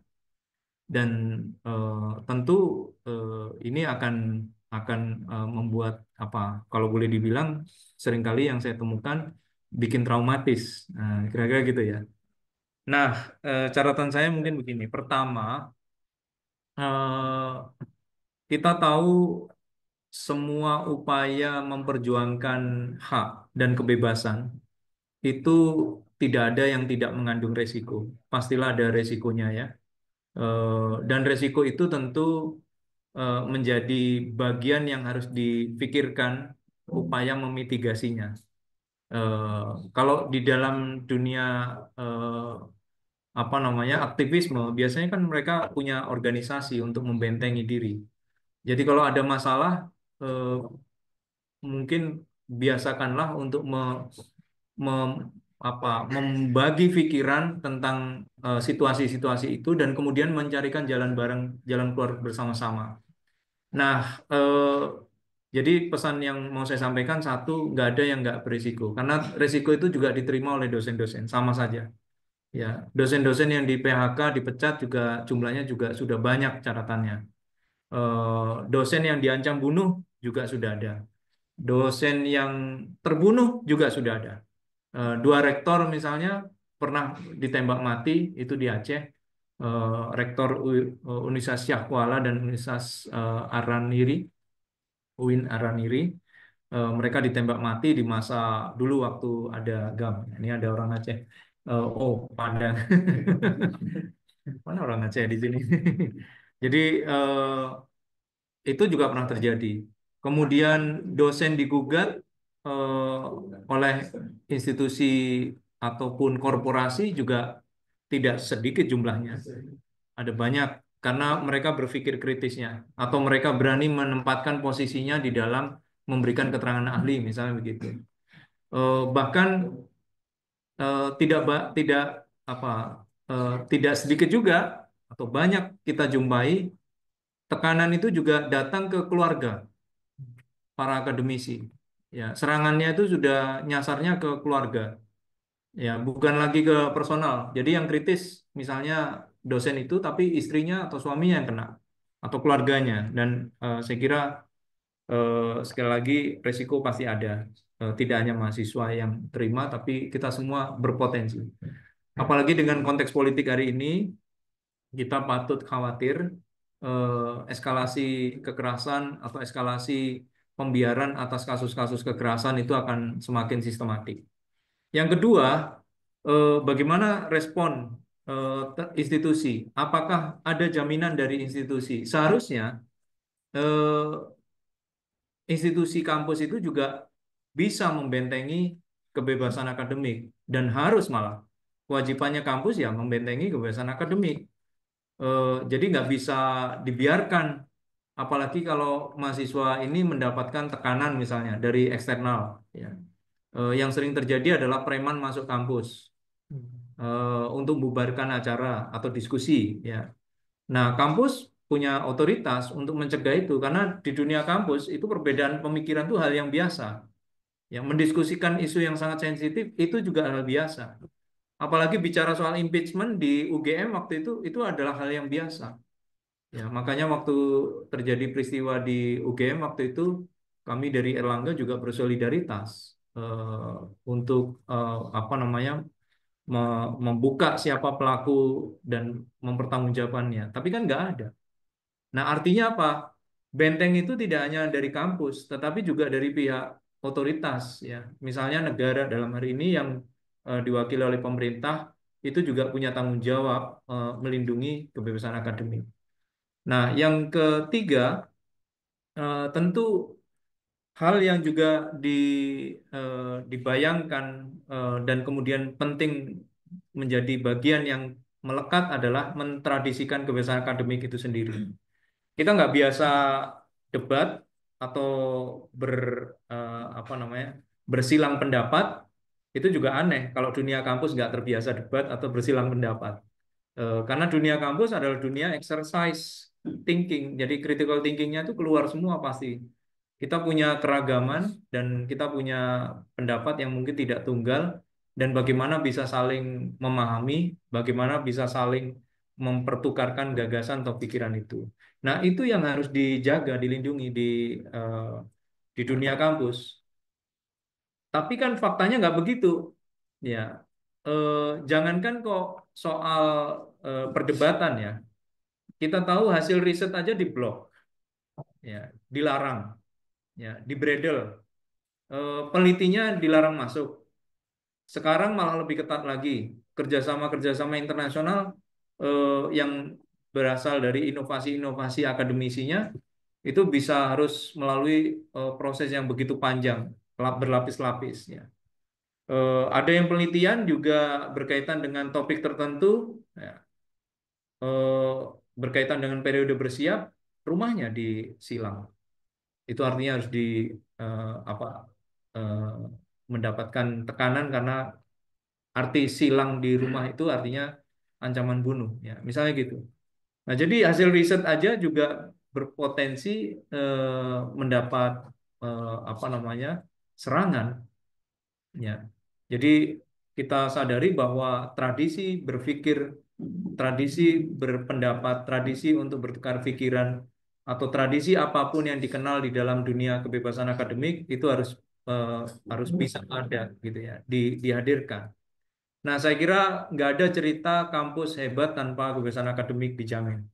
Ya, saya agak khawatir kecenderungannya ternyata hari-hari ini memperbincangkan isu sensitif, eh, kampus-kampus yang biasanya terbuka tiba-tiba menjadi sangat konservatif ketika berhadapan dengan isu yang sangat dekat dengan relasi kuasa. Kalau dalam konteks Indonesia ya relasi oligarki. Dalam konteks global misalnya mereka yang mendukung Palestine itu bisa disingkirkan dari kampus dan seterusnya. Nah, itu fenomena global, dan lebih-lebih sekarang ini tantangan semacam itu menjadi kompleks karena melibatkan otoritas kampus yang tidak kunjung segera membentengi iklim dan tradisi kebebasan akademik. Jadi itu tantangan untuk kita semua sebenarnya, bukan bukan apa pihak otoritas atau manajemen kampus, pemerintah juga seharusnya hadir di dalam konteks itu, membentengi institusi pendidikan tinggi.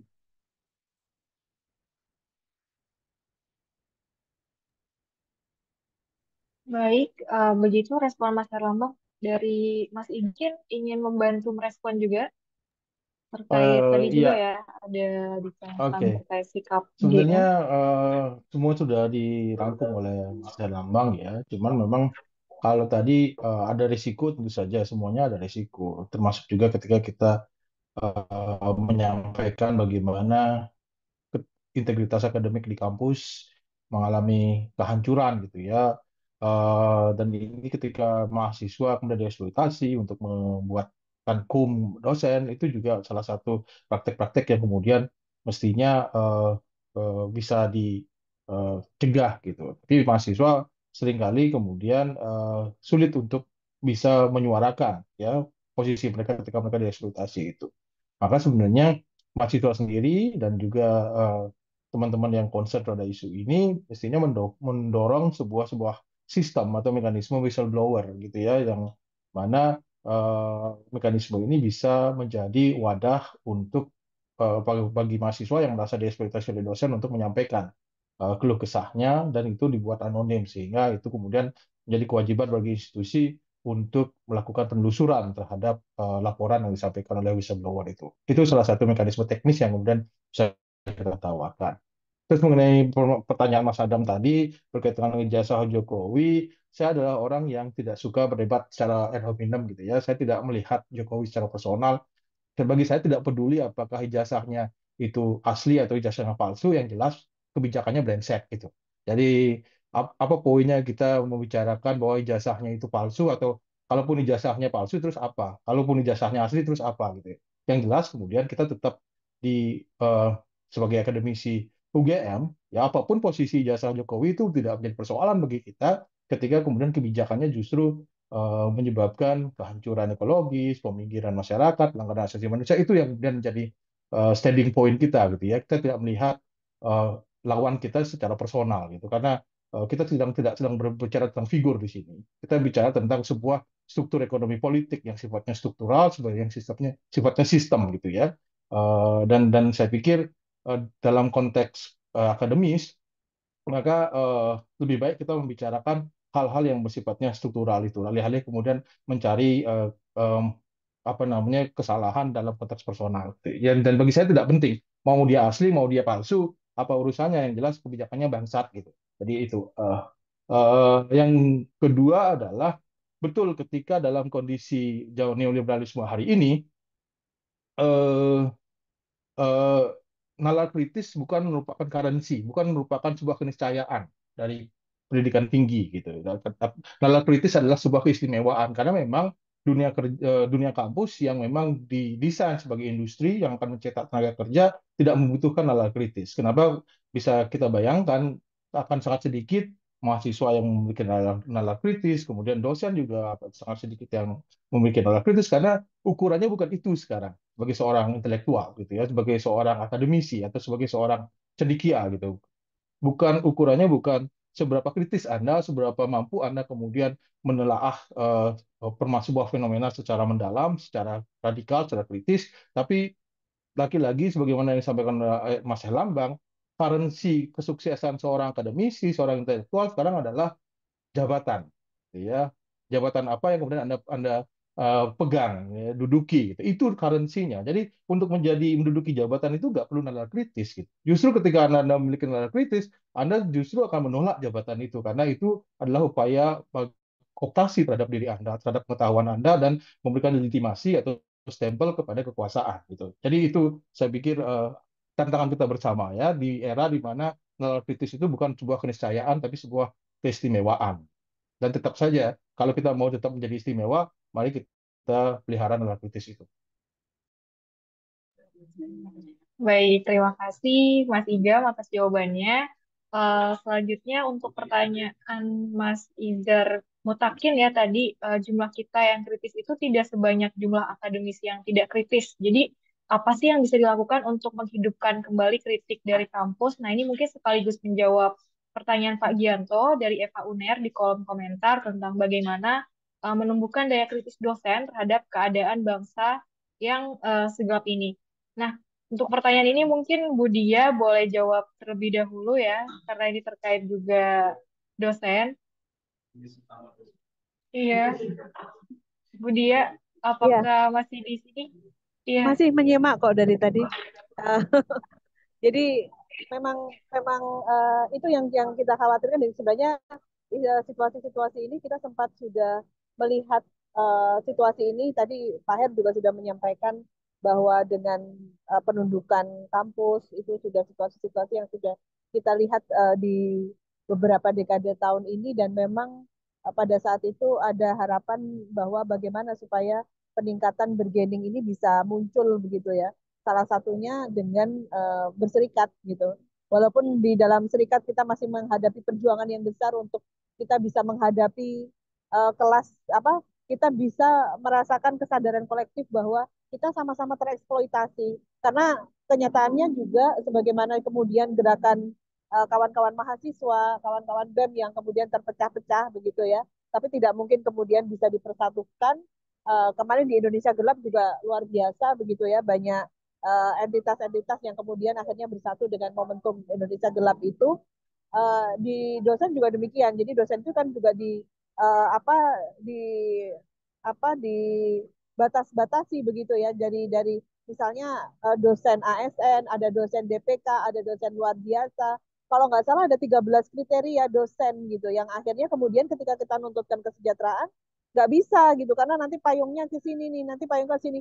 Disnaker juga nggak mungkin masuk ke kampus padahal standar misalnya kemarin konvensi ILO 190 misalnya itu menegaskan tentang anti kekerasan dan anti ini ya anti bully apa anti kekerasan dan pelecehan di dalam kampus misalnya itu juga akan sulit masuk ke kampus gitu karena uh, ya seolah-olah kampus ini miliknya Saintek gitu padahal kampus ini bisa miliknya Depak bisa miliknya Kementerian Agama bisa miliknya Saintek bisa miliknya kementerian-kementerian karena ada kementerian-kementerian juga yang memiliki kampus-kampus gitu jadi memang apa kebutuhan untuk persatuan dosen ini gitu ya dalam bentuk serikat yang memang ternaungi dalam sistem ketenaga kerjaan ini menjadi penting gitu. Jadi harapannya memang memang ya ayo berserikat sih gitu karena dengan begitu kita bisa meningkatkan bargaining kita gitu ya kepada institusi terutama di unit kerja meningkat sampai ke tingkat nasional gitu sehingga bisa merubah sedikit demi sedikit saya nggak bisa bilang langsung begitu ya sedikit demi sedikit iklim kampus begitu ya supaya lebih memperhitungkan tentang hak lebih memperhitungkan atau memahami tentang kebebasan akademik begitu ya setahap demi setahap kita bisa menciptakan iklim kampus yang lebih kondusif sih harapannya ke sana.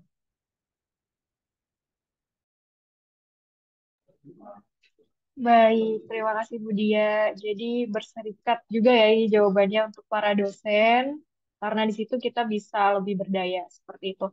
Mungkin dari Mas Herlambang atau Mas Igam, kiranya ada mau merespon pertanyaan yang tadi pagi atau tidak? Boleh, Tidak, saya boleh. setuju dengan Pak Dia, Masih berserikat. panggil itu. Untuk saya Baik. hanya mengafirmasi, kita perlu berserikat.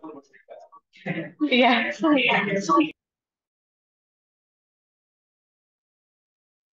Iya, jadi teman sebelah saya dosen itu juga kalau mau kritis berserikat. Pak Yanja Arizona nih. sebelah saya. Itu disapa Budia. Ini pertanyaan dari kolega dosen ya, Mas Gianto Alimron. Senang sekali sudah lama nggak ngobrol.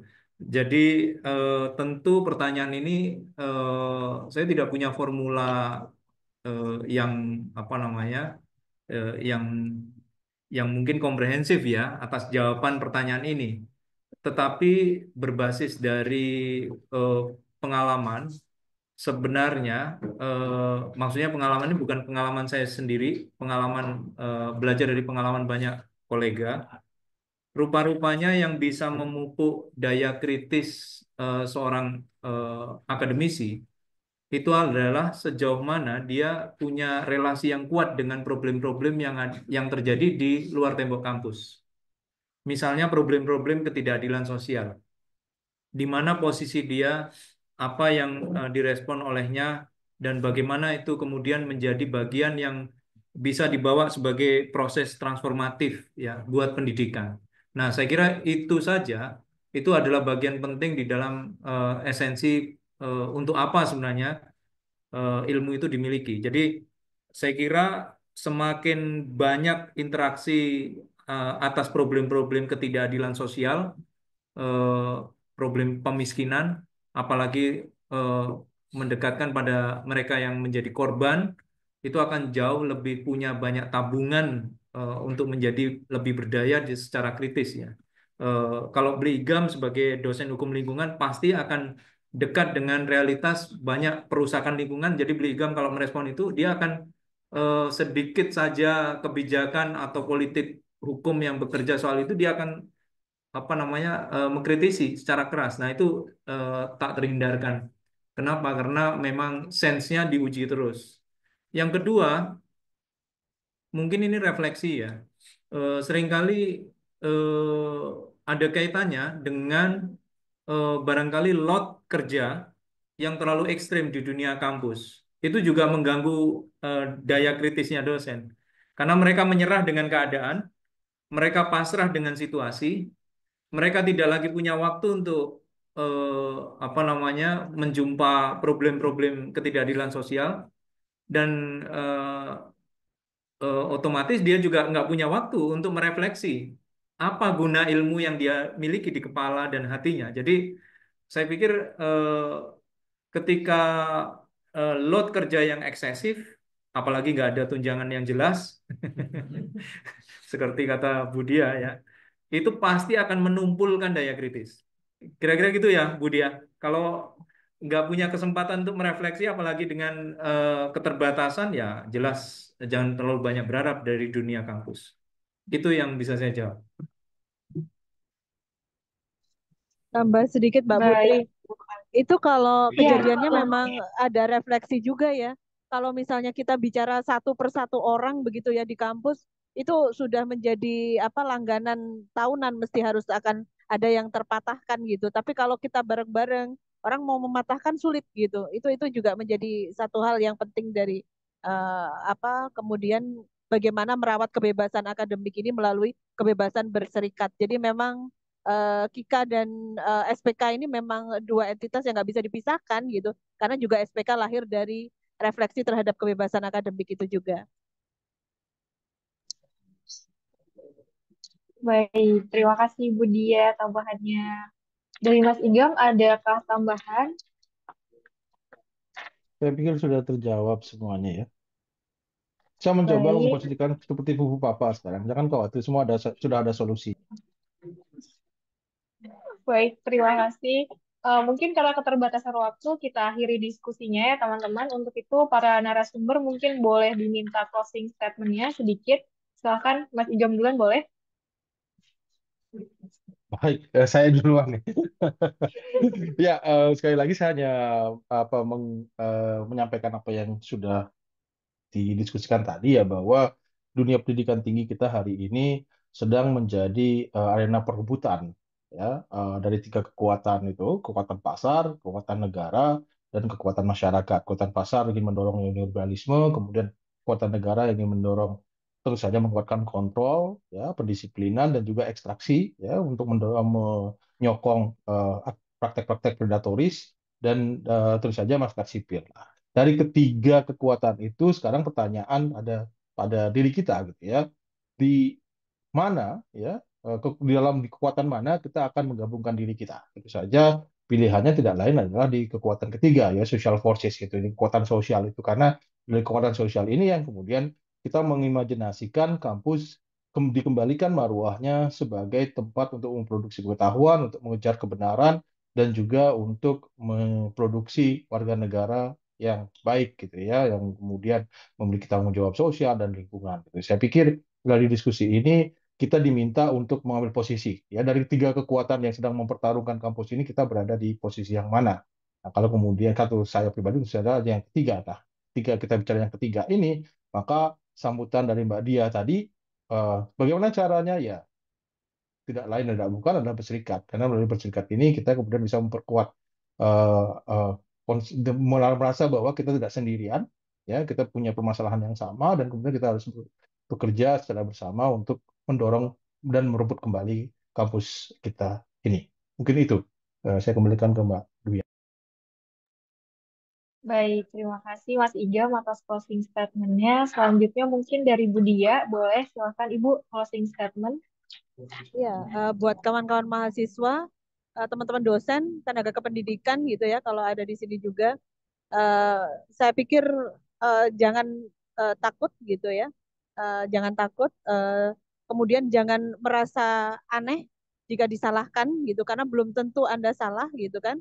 Seringkali kemudian pola-pola itulah yang dibuat untuk kemudian membuat kita ragu dan kita merasa bahwa kita sedang sakit jiwa gitu ya. Walaupun pada dasarnya semua orang sakit jiwa gitu ya.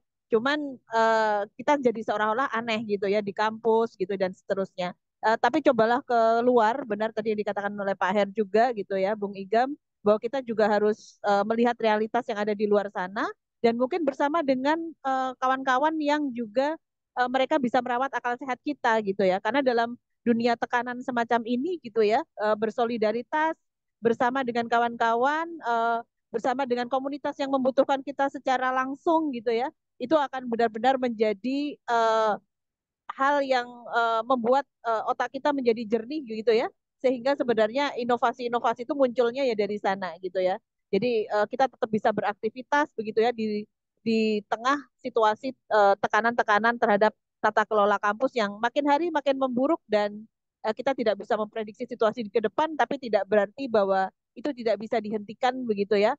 Saya pikir selalu akan ada cara untuk menghentikan itu dan kita harus saling mengawasi supaya ya hal-hal yang buruk dalam lingkungan kampus ini bisa tercegah gitu ya. Buktinya kemarin setidaknya ya Minerba itu nggak parah-parah banget lah. Akhirnya nggak boleh nambang semua kan gitu ya. Ya cobalah kita ulang gitu ya. Kita punya kesuksesan kecil yang harus kita hargai gitu ya. Dan coba kita melakukan pengulangan-pengulangan itu. Saya pikir kampus juga akan mulai sangat berhati-hati gitu ya dengan kekritisan teman-teman mahasiswa, dosennya yang sudah mulai berani speak up gitu ya. Dan seterusnya itu. Baik, terima kasih Bu Dia closing statement-nya. Yang terakhir, Pak Herlambang, silakan. Baik, Eh, jadi gini ya, ini mumpung di bulan suci Ramadan. Di Ustadz bulan Herlambang. suci Ramadan ini kita tahu setiap langkah kita berharap ada keberkahan, ya. Dan Anda tahu bahwa eh, semua agama saya yakin mendukung kebebasan akademik. Ya. Kenapa begitu? Anda bisa bayangkan, nggak ada agama yang tidak memperjuangkan ilmu sebagai bagian penting dalam beragama, ya kan? Termasuk ketika kita memperjuangkan kebebasan akademik, itu juga berkaitan dengan bagaimana kita mengupayakan pencarian kebenaran, pencarian upaya yang hakiki terhadap proses berpikir dan berinteraksi dengan realitasnya, dan itu seharusnya bisa dijaga. Jadi eh, saya khawatir tanpa kebebasan akademik sebenarnya itu juga mengganggu ikhtiar manusia-manusia akademik, ya, manusia-manusia yang sebenarnya ingin memperjuangkan hak yang tentunya tidak bisa dibungkam begitu saja. Jadi ikhtiar kebebasan akademik itu adalah ikhtiar yang juga sebenarnya untuk memperjuangkan esensi kebenaran. Dan Anda tahu bahwa kalau di dalam orang punya berilmu kan harus diamalkan. Nah, kalau sudah punya keinginan untuk mengamalkan, mudah-mudahan amal ini menjadi diterima. Saya kira itu saja. Makasih. Amin. Terima kasih Pak Herlambang atas closing statement-nya. Mungkin jadi uh, notes juga ya untuk kita semua bahwasanya kebebasan akademik harus diperjuangkan bersama. Nah, sayang sekali diskusi sore hari ini harus diakhiri teman-teman. Terima kasih atas antusiasmenya. Terima kasih juga Mas Igam, Budia, dan juga Mas Herlambang atas segala kekurangan acara ini. Saya mewakili panitia. Mohon maaf yang setulus-tulusnya. Saya Widiani pamit dan sampai bertemu di diskusi Pandeka lainnya. Selamat berbuka juga mungkin buat teman-teman yang merayakan sebentar lagi ya, belum buka. Terima kasih teman-teman. Selamat Oke, berbuka. selamat berbuka teman-teman. Mas Lambang, Mbak Widya.